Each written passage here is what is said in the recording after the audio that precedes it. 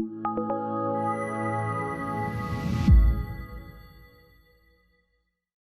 right, so welcome. On this lecture, we're going to cover Ouroboros proof of stake. We're going to start from the origins of the protocol and then take it to Ouroboros Praus, which we present this year, and then to the next evolution of the protocol, which is Ouroboros Genesis. Let me start with the concept of a robust transaction ledger, which is the problem that Bitcoin protocol solves. So the formalization of the problem was itself like an interesting question, which was something that we tackled a few years ago already now. This was work that was with Juan Caray and Nikos Leonardos.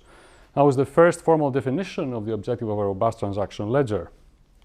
Now, this work, which you can find it here, basically set out a crisp model and an objective that a ledger protocol has to meet. And after that work, there was a number of other papers that took that model and improved it in a number of ways. And I'll just mention a few of them that came out of the years afterwards. Mainly the definitions were further refined. Partial synchrony was considered. And finally, there was a composable definition that was presented just in the summer last year at Crypto. So what does it take to realize the ledger? So realizing the ledger is something that, as you can expect, it can be achieved by Bitcoin. Bitcoin itself, the Bitcoin protocol, was the inspiration for defining this problem. Nevertheless, this solution also, I should say, came out, in retrospect at least, somewhat unexpected. I mean, the problem itself was never considered in this setting, the problem of consensus or the problem of having a ledger of that type that Bitcoin solves. So you might actually, if you look at the theoretical results in the distributed systems literature, you might even consider that result as impossible, given though that we knew that the barrier without using some type of public infrastructure was 1/3 of the number of parties that might be malicious, and Bitcoin was achieving that with a threshold that was going close to 50%. So despite this remarkable feature of the protocol to provide us consensus in this setting, there are significant scalability and energy efficiency disadvantages that the protocol has. So the clear question came to be, once we have this and we understand the problem that the protocol solves, is it possible to realize it in a more efficient way without fundamentally compromising any of the basic assumptions and the features of the objective that the protocol tries to solve? So proof of stake was an idea that early on by the Bitcoin community was considered as an alternative, and in the Bitcoin forum were many discussions about how it might be feasible to use that in place of proof of work, which is in the case of Bitcoin. So a little bit of background about what is proof of stake. Now, if you look at the way that the blockchain protocol works in Bitcoin, it's a little bit like an election. So what happens is that the next entity that is going to produce the block, that is going to be added to the blockchain, is elected, and in some sense is elected with probability proportional to its hashing power. So basically, the more hashing power you have, the more chances you have of being elected and produce the next block. Now, collisions, so to speak, may occur. The system is decentralized. There is no coordination between the parties that are running the protocol, and the protocol itself is designed to be able to absorb such collisions, to absorb such momentary, temporary disagreements between the parties. So all that is fundamentally based on this concept of proof of work. So modifying this is what proof of stake is about. So using stake, which is a virtual resource instead of hashing power, which is a physical resource, is at the core of the POS idea. So while in POW, in proof of work, we're going to have the set of stakeholders being the miners in some sense, this will be substituted by those that have stake, which is reported in the ledger. And once we have this, then we have to come up with a randomized process that is capable of emulating basically the same election idea that naturally comes in the proof of work domain. So this idea proved to be very powerful and motivated a number of people to propose a lot of protocols for implementing the proof of stake concept. So there are two fundamental approaches here that you can consider proof of stake. The one is a proof of stake blockchain, where basically what you try to do is think in the same way that the Bitcoin blockchain works, and use proof of stake in a way that does not jeopardize any of the features that the proof of work protocol provides. And examples of these protocols is Ouroboros, the protocol I'll be talking about today, Snow White next, and a number of others. The other approach is based on classical built-in fault-tolerant protocols, which can somehow be upgraded to operate in the POS setting. And an example of that is Algorand. So both approaches are POS, since what is important here is that participation in the protocol is based on your stake, as that stake is reported in the ledger.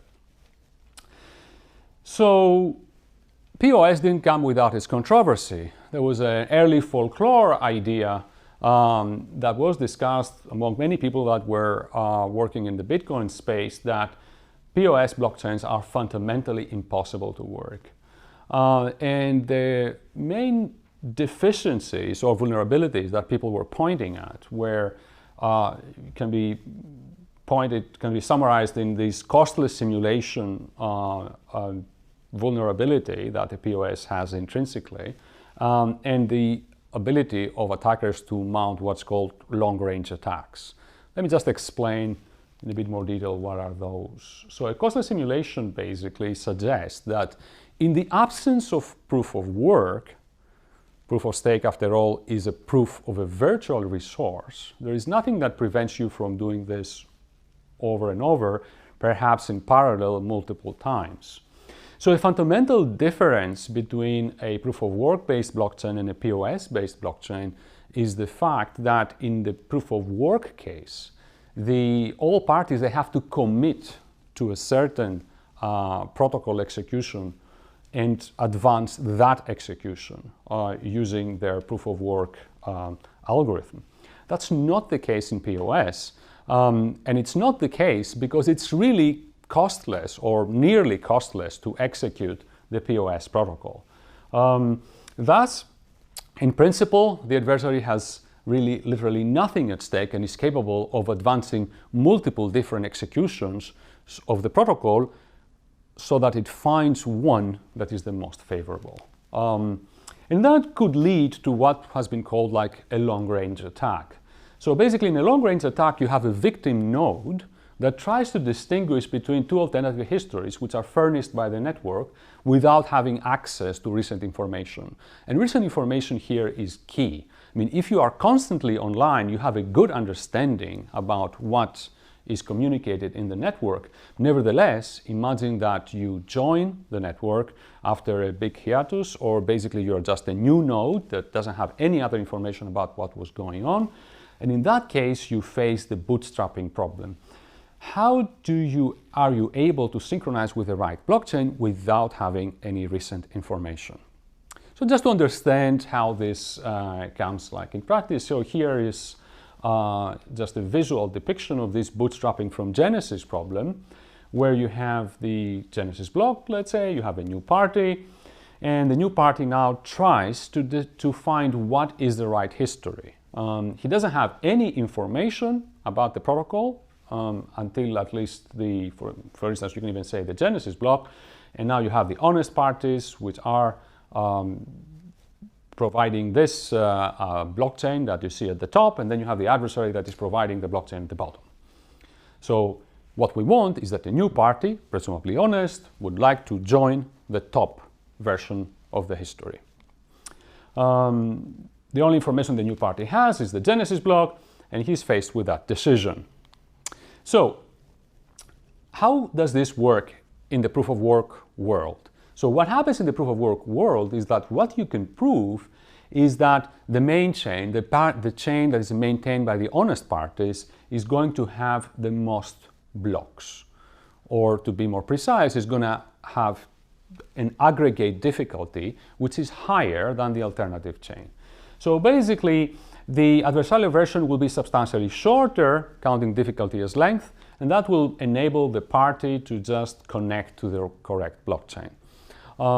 So this is a very powerful idea, and you see, in some sense, relies intrinsically on the fact that this is a long blockchain represents aggregate proof of work, and the resources of the honest parties are assumed to be in a strict majority. So basically, the majority of the hashing power is with the parties that follow the protocol, while the adversary is in the minority of the hashing power. Clearly, this argument would not work if things were otherwise, and there was an adversary that has the majority of hashing power.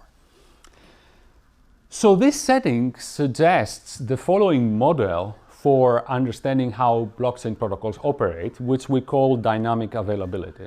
So dynamic availability is a setting where we analyze a blockchain protocol that suggests an environment that parties will join and leave at will.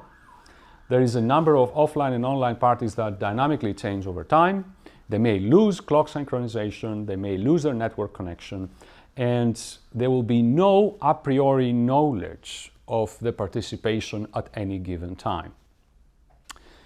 So the blockchain setting is dynamic availability is what people would like these protocols to work on.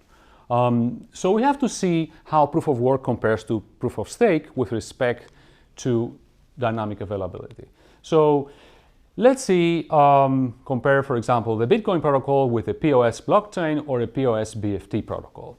Now, in terms of setup assumptions, there is a first difference. A Bitcoin protocol uses a common random string, as it is frequently called in the cryptographic literature, or basically the Genesis block contains a random string, and that is common and shared by all the parties that run the protocol. On the other hand, in the case of a POS blockchain and or a POS BFT protocol, what we assume as a starting point is a public key directory. So in both cases, this is a shared assumption, and the difference lies on the fact that the common random string is basically can just be a string in the sky, something that is random, unpredictable till the moment it appears, and everybody agrees on that. Whereas a public key directory, basically it is what it is. It's basically a set of keys that have been accumulated, and they provide the root of trust of the system. So this is a fundamental difference between POW and POS, and this is something that is going to remain. So this is like something that typifies, let's say, the proof of work concept and the POS concept. Nevertheless, in both cases, this is a setup assumption, and as long as we're capable of somehow ensuring that this setup assumption is there, then the whole protocol is going to be hopefully safe after that. Long-range attacks, though. How do they deal with long-range attacks? So in the case of Bitcoin and a proof-of-work-based blockchain, the longest chain rule is sufficient for the same reason I told you. So basically, a party that is bootstrapping from Genesis and potentially faces a long-range attack will just follow the blockchain that has the biggest number of blocks or the highest difficulty, and it can be shown that it connects to the right blockchain. Unfortunately, what happens in the POS domain, things are not as simple. So there are a number of assumptions that people have used to deal with long-range attacks, and you will see that many of them are not quite satisfactory. Mostly is that the longest chain rule, for example, that is used in POS blockchain is not sufficient. And what is frequently assumed by these papers, essentially all POS papers in one way or another, is what we can call a local moving checkpoint. So essentially the parties are assumed to not diverge to any alternative blockchain compared to the history they have. So they have basically a recent block that they trust, and they just remain that. Perhaps that's a block that has naturally evolved because they are online all the time, or it's a block that they heard from another node.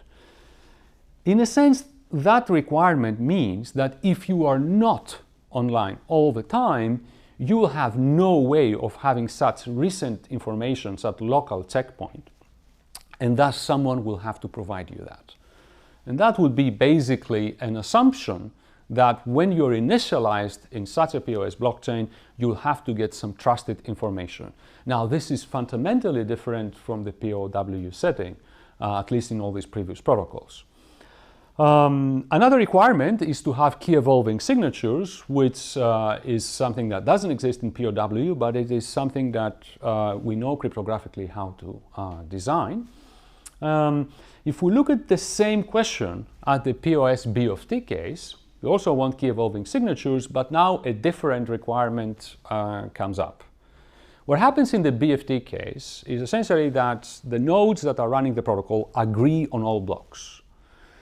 That means that you do not have forks, because every time that you produce a block, there is sufficient agreement about that. So you do not have to resolve such type of collisions or disagreements that we were having to deal with in the blockchain setting.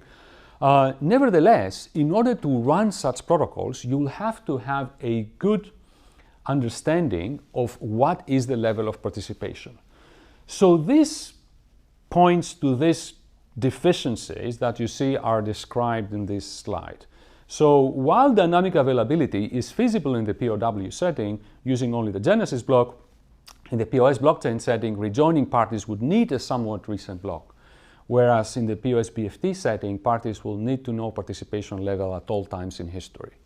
And these are both strong requirements that hurt this general setting of dynamic availability that a POW proof of work based blockchain like Bitcoin works. So in summary, POS blockchain so far, they need to have additional advice to do this bootstrapping from Genesis information. The longest chain rule in itself is insufficient, while POS BFT, the level of actual participation needs to be known throughout. And the reason, as I mentioned, is that these BFT protocols, they have to rely on these counting decisions that need accurate estimates of participation. So all this is the motivation for the new version of the Ouroboros protocols that we call Ouroboros Genesis. So the new version of the protocol is exactly dealing with this problem of dynamic availability.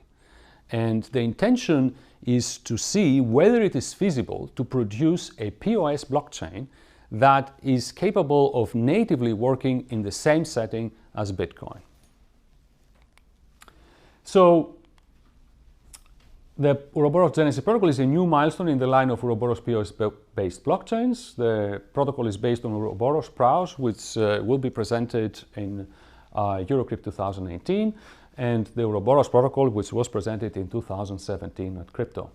The main novel feature is that we design a new chain selection rule that enables parties to bootstrap from Genesis. So let's take a step back and see how the Ouroboros protocol works. So the protocol was designed together with a formal proof that realized the functionality of a robust transaction ledger. And that's one of the fundamental distinctions that was put in place in the design of the protocol. So we designed the protocol together with a proof that the protocol is capable of realizing a distributed ledger. The proof strategy involves properties of the underlying blockchain data structure, and these are properties that are shared with the Bitcoin proof of work analysis. Common prefix, chain quality, and chain growth, these are the fundamental properties that previous work has identified as the important building blocks for arguing security for blockchain protocols. The analysis pairs the honest parties against an adversary that controls a malicious coalition of parties that is in the minority in terms of stake. And furthermore, the adversary has complete network dominance in the sense that it's capable of delaying messages and acting after all the honest parties. The assumption that is done for the network is that messages are eventually delivered. So there is an upper bound in the delay of the network, which is not known to the participants, within which parties will actually receive messages. So it's not possible to stifle information from being propagated in the network. So the design of all Ouroboros protocols follows this structured stage approach that comes as follows. First, the protocol is an initial analysis is performed in a setting where state is static. So it's basically like we freeze the state of everyone and we see how the protocol works. Then we use randomness, a randomness source, which you can think otherwise unspecified, like a randomness beacon that at regular intervals emits an unpredictable value. And we show how we can basically bootstrap the protocol, the stage 1 protocol, that is static stake, to a setting where stake is allowed to move and evolve over time. And then finally, at stage 3, we show how it's possible to remove the assumption of the beacon and, using cryptography or some type of cryptographic implementation, show how the protocol itself can emulate the beacon. So here's an example of the static stake segment or how it might advance. So what you see here is a sequence of blocks that are produced in time, starting from the leftmost side where we have a genesis block. Let's say that's B0 that you see on the left side of this of the screen, and then moving on, the time moves forward to the right. What happens is that every moment in time, every heartbeat of the protocol, there is a certain party that is identified and is capable of producing one of the blocks. So that assumption is happening for most of the moments in the protocol, but there will be also moments by design that will also be silent. For example, this is what you see in the fourth time moment in that sequence, in that time window here. What happens when you are elected to produce a block, then you issue a block using essentially just a digital signature, and that is distributed to the other parties that are running the protocol. Now, that block is connected to the previous block that an entity knows. If there are points in time, which in the protocol model we call them slots, so if there are slots where nobody is elected, then this by definition is going to be a silent slot. But there might be also a slot where multiple parties are elected at the same time. The election process itself is based on a randomized process, which initially it is seeded by the genesis block. So this is how the first segment of the protocol, let's say, advances. And if you also want to think about it, this is the first few moments of protocol execution. Conflicts are bound to occur. And the protocol uses a simple longest chain rule to choose what is the correct history. So once we have this in place, here is how the evolving stage of the protocol will take place, which uses a randomness beacon that regularly emits unpredictable values. So what you have is a sequence of blocks that are produced in the static setting, where basically state is assumed to be frozen. And then what happens is that the beacon value is emerged and in some sense refreshes the randomness that will produce the next segment.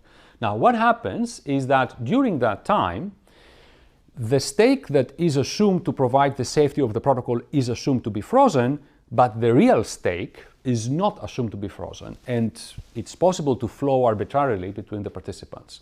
What we do is that when we are about to go to the onset of the next stage of the protocol, which in our technology is called an epoch, the protocol looks at the stake as it has evolved in the first epoch and then creates the stake that will provide the safety of the second epoch. And this is what happens. And now you go into that recursively in an indefinite cycle. There is another basically stakeholder distribution that has evolved from the first epoch, guaranteeing the safety of the second epoch, and the protocol advances in this fashion. When we are ready for the next epoch, again we look at the ledger, collect the stakeholders, produce the next randomness value, and so forth. Finally, in some cryptographic fashion, we need to show how the beacon itself can be implemented. So let's take a dive a bit deeper and see how the security analysis works. If you look at the protocol execution as I described it, you can think of a string that we call a characteristic string. Every heartbeat, every moment in time can be assigned one of three values. 0 means if the parties that follow the protocol own that slot. 1 is when the adversarial coalition controls that slot. And the next sign, bottom, means that nobody controls that slot. So this is a type of a random sequence that is produced based on this election process that the protocol is utilizing. So let's see how a possible protocol execution can go. What happens is that little graphs like the one that I'm presenting here, and we call them forks, naturally emerge from such characteristic strings. So let's examine how this comes to be. So here on the left we have the Genesis block, and that's in a sense the root of this tree-like graph. What happened at time 1? There was an honest party that produced block 1. Now observe that the next is silent, and now let's examine what happens when the next honest party is activated, which is at slot number 5.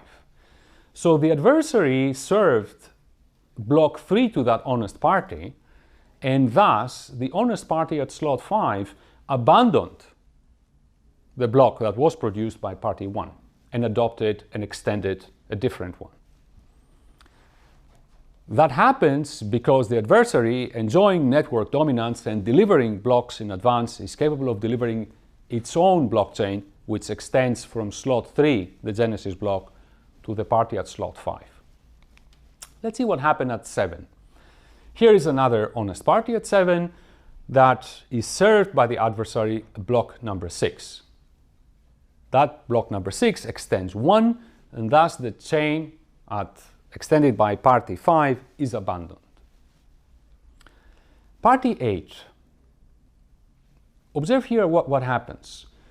Here is a situation where you have honest parties at 5 and 7, but party 8 chooses to extend the block 1. What happened here is that the adversary could exploit network delay and have party 8 receive the block produced by party 1 without seeing the blocks produced by parties 5 and 7. So here is a situation where network delay puts the adversary at an advantage. Finally, as the adversary moves on, we have an extension of the block from party 8 by an adversarial party at position 12, and finally adversary serves block 12 to the honest party that extends it at slot 14. What happens now in this picture is the following. We've managed to take a protocol execution and substitute it with this tree-like graph. This tree-like graph emerges naturally from the randomized process that produces the characteristic string. The nice feature of this is that we can study now the properties of these discrete structures in order to understand the security of the protocol. How can we show eventually that the protocol converges to a single history? Because this is what is the fundamental question. So drawing from Bitcoin analysis, what happens is that random walks play a fundamental role. A one-dimensional random walk actually is what you can find at the core of the security analysis of Bitcoin. So this random walk, you can think of it as follows. Imagine that there are the bad guys and the good guys. Every time that the bad guys find a proof of work, you can imagine that there is this random walk advancing upwards. Let's say they're equal at the beginning, starting, for instance, from the Genesis block, and then the parties that follow the adversarial coalition, will advance this proof of work upwards with a certain probability, which is how much they can find the proof of work. At the same time, the good guys will pull the random walk downwards whenever, hopefully, they produce a block. It turns out that this is not quite the case. What happens is that, indeed, there is a pull of this random walk downwards every time, almost every time the honest parties find a proof of work.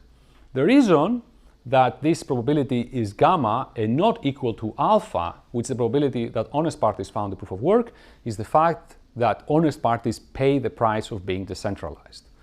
And here, this paying the price of being decentralized, you can see by the fact that gamma is approximately alpha minus alpha square, where alpha square is the probability of 2 or more honest parties colliding around the same time and producing a block together. So we cannot use these moments if you want.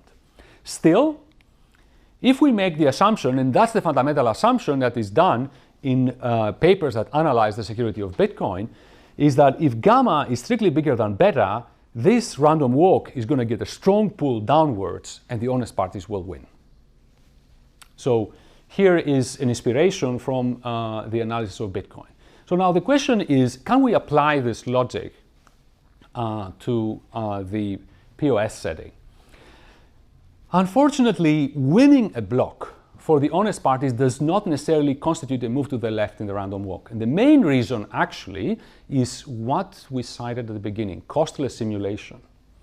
So the adversary may reuse an opportunity to issue a block in multiple paths of the fork, exactly because this costs him nothing.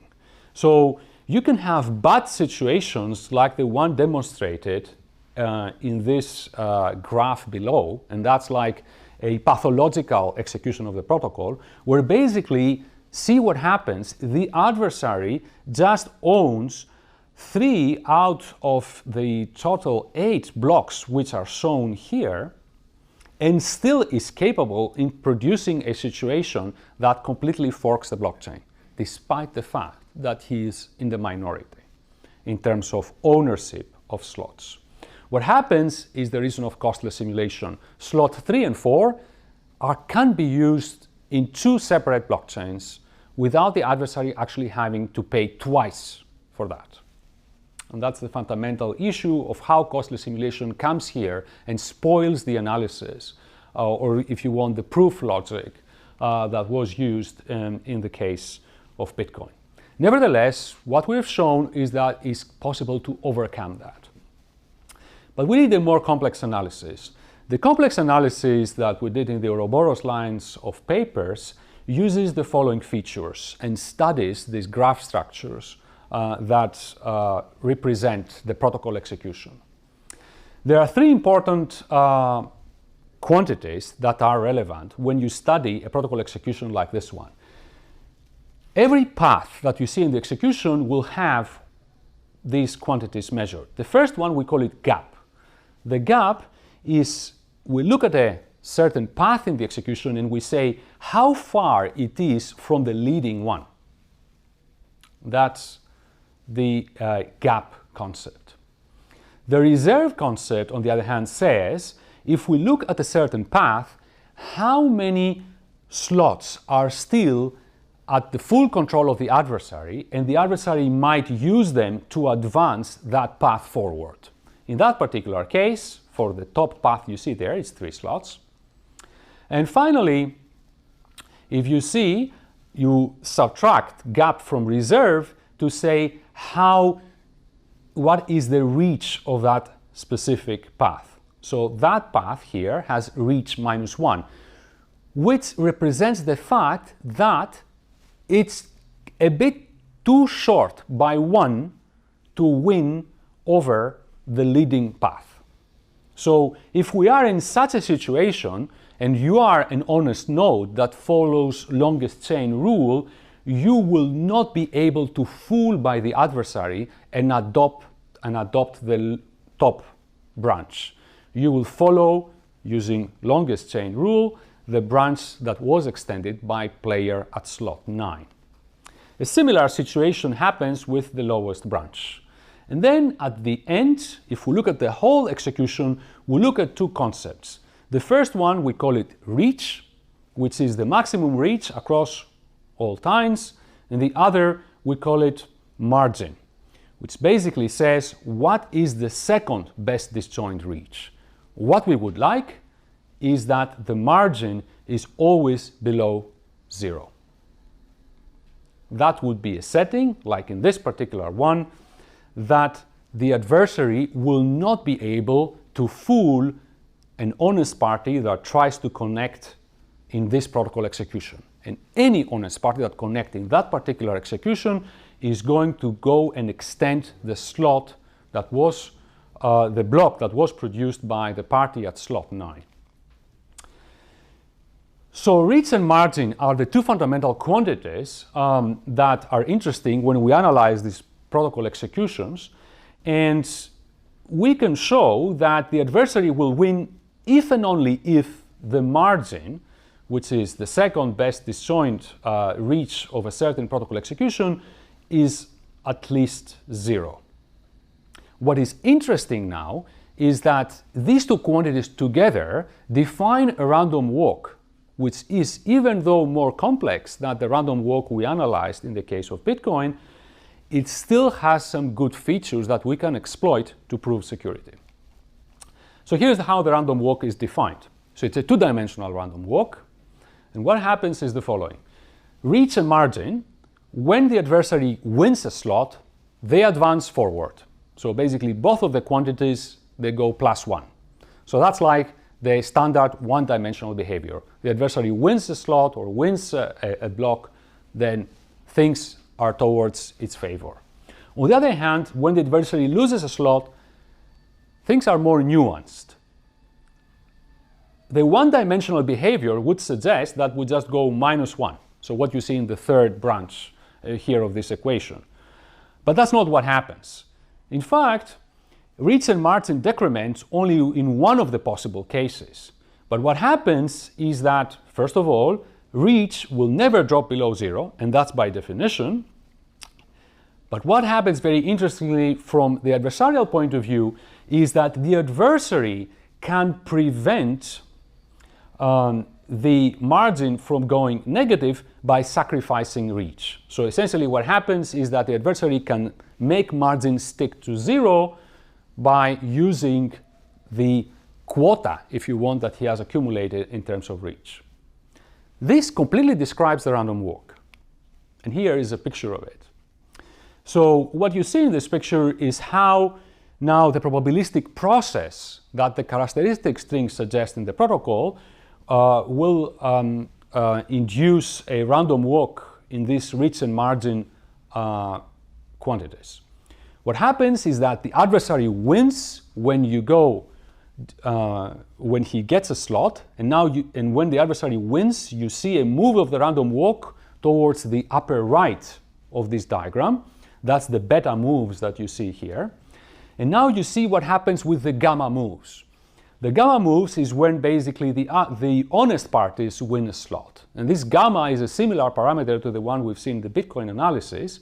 Now, when you are in the upper right and you get a gamma transition, what happens is that initially you can follow the same one-dimensional behavior. So beta goes upwards to the right and gamma pulls leftmost to the bottom.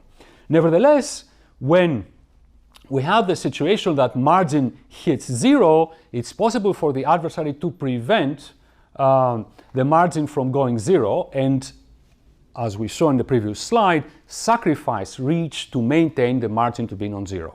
So somehow the adversary has a little pull to prevent this random walk from escaping to -infinity, as it happened before.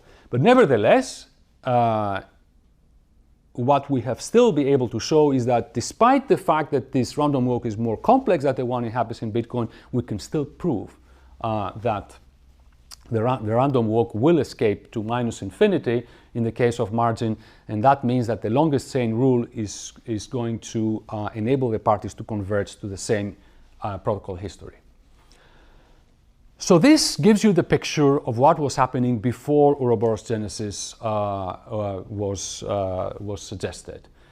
The new chain selection rule takes this idea of longest chain and deals with long-range attacks. So all the analysis which we've seen so far essentially deals with short-range concerns.